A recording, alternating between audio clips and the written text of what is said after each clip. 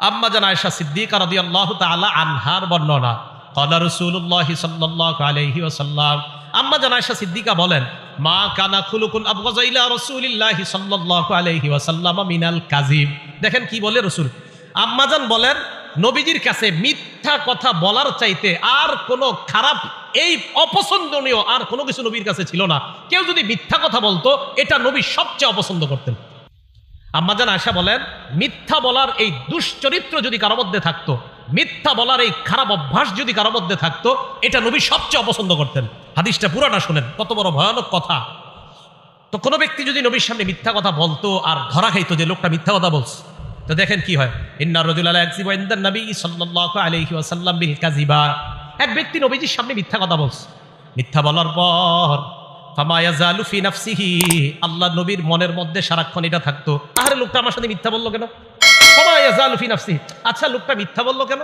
খানা খাবে, আচ্ছা লোকটা মিথ্যা বললো কেন। নবীজি নামাজে যাবে, পেরেশান, আর কি আপনার, আরে উনি মিথ্যা বললো কেন আমার সাথে। রাসূল ধর্মীয় কোনো কাজ করবে, আরে আপনি পেরেশান কেন, আরে ও মিথ্যা বললো কেন আমার সাথে। মিথ্যা সইতেই পারতেন না রাসূল। সারাক্ষণ মন খারাপ, আপনার মনটা খারাপ কেন ইয়া রাসূলুল্লাহ, উনি আমার সাথে মিথ্যা বললো কেন। আমি আর কিভাবে বুঝাবো আপনাদেরকে। তো রাসূল সাল্লাল্লাহু আলাইহি সাল্লাম বলেন, আম্মাজান বলেন, ফামা ইয়াজালু ফি নাফসিহি, এই কথাই খালি রাখতো সারাক্ষণ, আচ্ছা উনি মিথ্যা বললো কেন আমার সাথে। হাত্তা ইয়ালামা আন্নাহু কদ আহদাসা মিনহা তাওবা, যদি আল্লাহ নবী জানতেন ওই লোকটা তওবা করছে, এই তওবা করার ব্যাপারে জানার আগ পর্যন্ত আল্লাহ নবীর পেরেশানি কাটতো না।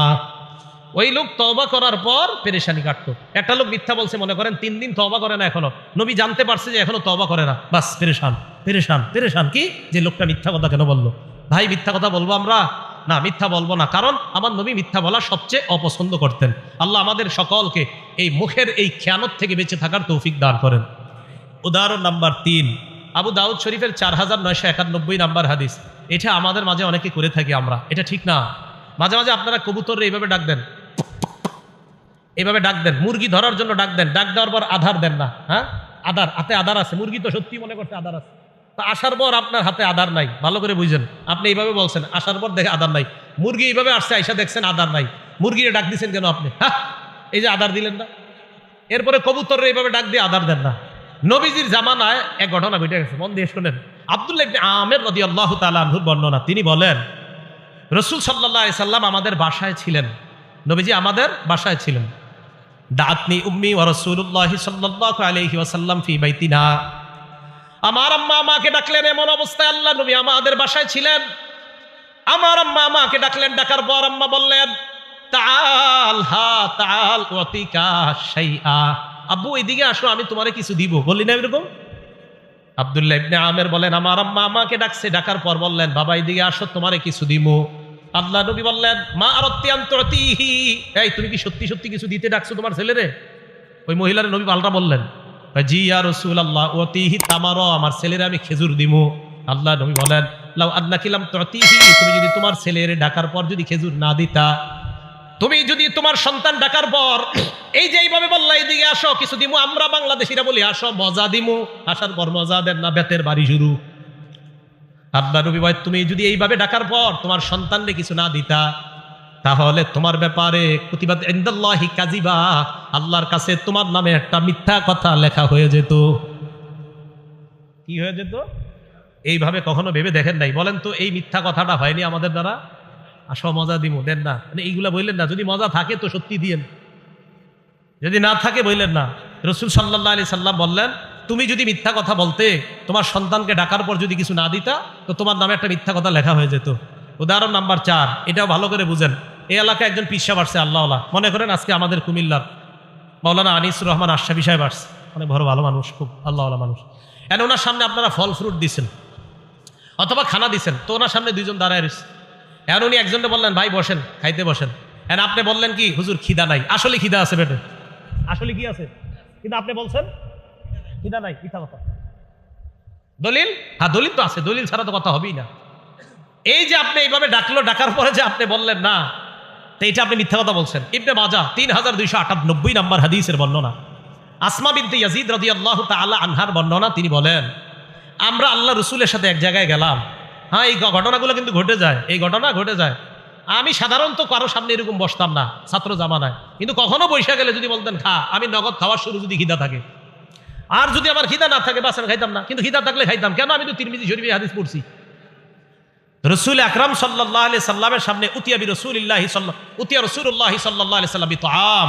হ্যাঁ, আমাদের যারা আছি আমরা সবাই রসুল সাল্লাল্লাহু আলাইহি সাল্লামের কিছু সুন্নাহ খুব গুরুত্ব দেই, যে এইগুলোও যে নবীজির সুন্নাহ এটা কেউ গুরুত্ব দেয় না।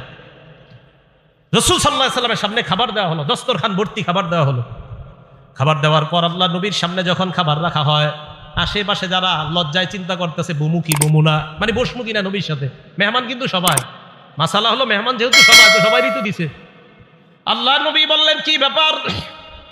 এদের মধ্যে কয়েকজন বলল লা নাশতাহি ইয়া রাসূলুল্লাহ, হুজুর খিদা নাই, খামু না, খিদা নাই। আল্লাহ নবী বললেন আসলে খিদা নাই। শোনো তোমরা, লা তাজমাআন্না জুআন ওয়া কাযিবা, এই এক পেটের মধ্যে মিথ্যা আর ক্ষুধা একত্রিত করবা না। খিদা রাইখা বইলো না খিদা নাই, তাহলে ক্ষুধায়ও কষ্ট পাইলা আর মিথ্যাও জমা করলা। এক পেটের মধ্যে ক্ষুধা আর মিথ্যা একত্রিত করবা না। হ্যাঁ, এই হাদিসগুলো খুব বেশি বেশি বলা দরকার। আমরা অনেক সময় অনেক ভাবসাব নিয়ে বসে থাকি, 2-4 জন মেহমান আমার সাথে যায়, যাওয়ার পরেও বসে থাকি এমন, আরে দাওয়াতই দিয়ে দিছে 10 জনকে, তা আপনারা 9 জন কেন আমার সামনে লজ্জা পাবেন? 10 জনকে দাওয়াত দিছে, আমি সহ আরো 10 জন, তো 9 জন লজ্জা পাইতেছে, এর সামনে কিভাবে খাবো? তা আপনাদেরকে দাওয়াত দিছে কেন? ইসলামের মতো বুঝার চেষ্টা করবেন। আপনি নিজের মতো ইসলাম বুঝলে হবে না।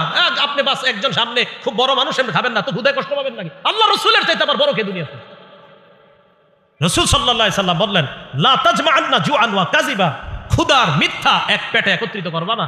খিদা রাইখা কেন বলো খিদা নাই? হাদিস থেকে কি বোঝা যায়? খিদা থাকলে কেউ যদি আপনারা মেহমানদারি করে আর যদি বলেন না খিদা নাই, একটা হলো না খামু না, আপনার খিদা আছে না, এটা না খামু না, আরেকটা হলো আপনি বললেন খিদা নাই, থাকলেও যদি বলেন নাই, এটা মিথ্যা কথা। কি বুঝে আসছে সবার? এটা খেয়ানত, এটা মুখের খেয়ানত। উদাহরণ নাম্বার 5, তিরমিজি শরীফের 2314 নাম্বার হাদিস, 2314 নাম্বার হাদিস। ক্বালা রাসূলুল্লাহ সাল্লাল্লাহু আলাইহি ওয়াসাল্লাম, আল্লাহ রাসূল বলেন ইন্নার রাজুলা লা ইয়াতাকাল্লামু বিল কালিমা, নবীজি বলেন মানুষ মাঝে মাঝে এমন কথা বলে লা ইয়ারা বিহা বাসা, যে কথাটা বলার পর মনে করে এটা কোনো ব্যাপার না। একটা কথা বলছে, মনে করে এটা কোনো ব্যাপার না, এটা বলছি তো কি হয়েছে? নবীজি বলেন লা ইয়ারা বিহা বাসা, তুমি মনে করো এটা ব্যাপার না, তোমার জানাও না ইয়াহবি বিহা 70 খারিফান ফিন্নার, এই একটা মিথ্যার কারণে তোমার 70 বছরের জাহান্নাম হতে পারে। মানে এমনি মিথ্যা কথা বলছে আর কি। চা খাইতেছে, বলতে বলতে বলে আরে তোরে এটা কথার কথা বললাম, আল্লাহ রসুল বলেন এই যে কথার কথা বললাম, আর এটা যদি তোমার মিথ্যা কথা হয়ে থাকে, হতে পারে এই মিথ্যা কথা 70 বছর তোমাকে জাহান্নামে জ্বালাবে। সহিহ বুখারীর বর্ণনা আসছে এই একটা মিথ্যা কথা দুনিয়ার পূর্ব পশ্চিম যত বড় জাহান্নামের গভীরে এই পরিমাণ তুমি যেতে পারো, শুধু একটা আজাইরা মিথ্যা কথার কারণে। বলেন আমাদের দ্বারা এগুলো হয় কিনা? 4-5 জন বন্ধু একসাথে বসলে আরে এটা কথার কথা বললাম না, কথার কথা আর এরকম বললেন না। এই জন্য তো নবীজি নিষেধ করছেন, নাহা রাসূলুল্লাহ আন কিলা ওয়া ক্বাল, আল্লাহ রাসূল বলছে আমার উম্মতকে নিষেধ, এই উম্মত তোমাদেরকে নিষেধ, আন কিলা ওয়া ক্বাল, আজাইরা কথাবার্তা বেশি বইলো না, এটা রাসূল নিষেধ করছেন। আন কিল ওয়া ক্বাল, রাসূল সাল্লাল্লাহু আলাইহি সাল্লাম নিষেধ করেছেন আন কিলা ওয়া ক্বালা, অনর্থক কথাবার্তা বলতে নিষেধ করেছেন। মা বোনরা বন্ধু দিকে কথাগুলো শোনেন, স্কুলে যখন আপনারা বাচ্চাদেরকে দেন, দেওয়ার পর 4-5 জন মহিলা একসাথে বসার পর যদি ধর্মীয় কথা বলেন তো ভালো কথা, কিন্তু অনর্থক কথাগুলো যদি বলেন তো মনে রাখবেন মা, আল্লাহ রসুল নিষেধ করেছেন, নাহা রাসূলুল্লাহ আন কিলা ওয়া ক্বাল, রসুল অনর্থক কথা বলতে নিষেধ করেছেন। তাহলে অনর্থক মজলিসে আমরা বসবো না, অনর্থক কথাবার্তা বলবো না, শুনবো না।